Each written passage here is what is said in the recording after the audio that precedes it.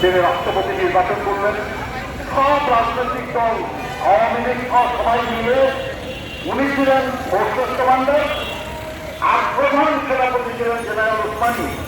General Osmani সাহেবকে প্রার্থী করলেন, তার পক্ষে সমাবেশের প্রচারণাও করলেন।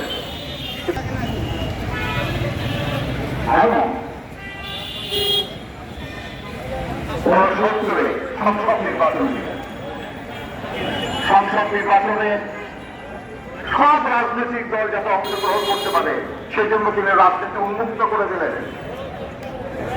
আওয়ামী লীগ নামে কোন দল তখন ছিল না, কারণ আওয়ামী লীগের যারা নেতা আওয়ামী লীগ নতুন করে রেজিস্ট্রেশন দিল শহীদ জিয়া। সব দলকে নির্বাচনের সুযোগ দিলেন। অত রাজনৈতিক দল আর কোন নির্বাচনে অংশগ্রহণ করে নাই, এবং এত বেশি রাজনৈতিক দলের প্রতিনিধিত্ব আর কোন সংসদে ছিল না, যেটা কোন সূত্রের সংসদে ছিল। এটা বলা হয় যেটা একটা হয়ে যেতেন, সেই নির্বাচনেও সব রাজনৈতিক দল অংশগ্রহণ করেছে। ওই 2001 বিএনপি জনগণের সমর্থন নিয়ে বারবার ক্ষমতায় এসেছে। আমার বলছি, আমি এটা অন্যরা আলোচনা করবেন, আমি শ্রমিক আন্দোলনের কর্মী হিসাবে বলছি। যুদ্ধ করার জন্য যেমন তাদের গ্রামে গ্রামে তাদের বাড়িতে গেছেন, শ্রমিকদের উদ্দীপ্ত করার জন্য তিনি তেমনি শ্রমিকদের কলোনিতে গেছেন। রাত 3টার সময় কারখানা ভিজিট করেছেন, সেখানে ঘরমাত্র শ্রমিকদের সঙ্গে হাত মিলিয়ে বলেছেন কষ্ট করছেন না, আমিও কষ্ট করছি, আমি আপনাদের সাথে আছি। এই যে সবাই তিনি বলেছেন, তিনি তাদের সঙ্গে কথা বলেছেন, তাদের সমস্যা শুনেছেন, সমাধানের উদ্যোগ নিয়েছেন, যার ফলে জাতীয়তাবাদী ছাত্র দল দেশের বৃহত্তম ছাত্র সংগঠনে পরিণত হয়েছে। ছাত্রদের এত সমর্থন অর্জন করেছে। শ্রমিক, কৃষক সর্বক্ষেত্রে তার এইসব অবদান আমাদের থাকতে হবে।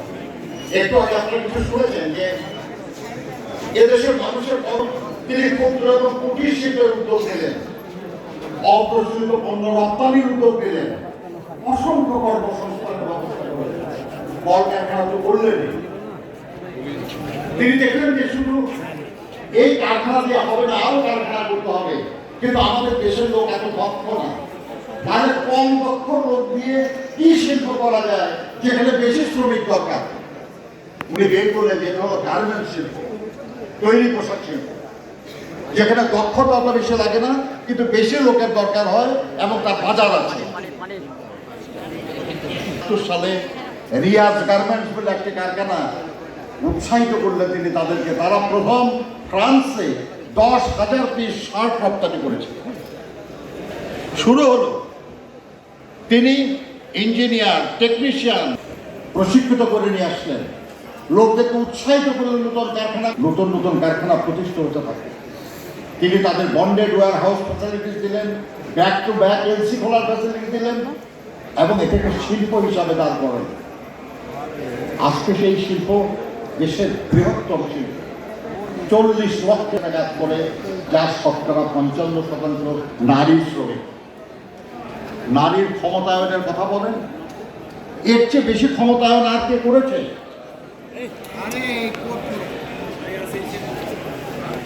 তিনি দেখেন যে এই কর্মসংস্থানও কাজ হচ্ছে না, আরো বেশি কর্মসংস্থানের সুযোগ দরকার।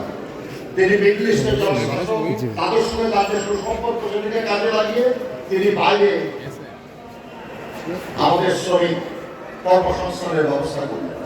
1976 সালে প্রথম মধ্যমী দল যারা হিংসার বশবর্তী হয়ে তাকে সালাম না করে তার সমালোচনা